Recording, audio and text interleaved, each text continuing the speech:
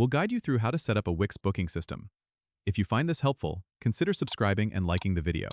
First, open your browser and go to the Wix website. Log into your account or create a new one if you haven't already. Once you're inside, navigate to the dashboard and select the site you want to add the booking system to. Click on Edit Site to open the Wix editor. On the left-hand side, find and click on the Add button. It's usually represented by a plus sign. From the menu that appears, choose Bookings, and then click on Wix Bookings. You'll see an option to Add to Site. Click this, and it will integrate the booking system into your web page. The Wix Bookings app will be added to your site, and you can begin customizing it to suit your needs. Click on Bookings in the editor to start setting up your services. You'll want to define what services you offer by clicking Add a Service. Enter the service name, description, duration, and price. You can also set the service image to make it visually appealing. After setting up your services, go to Business Info to ensure your business details are correct. Next, you'll configure your calendar settings under the Bookings tab.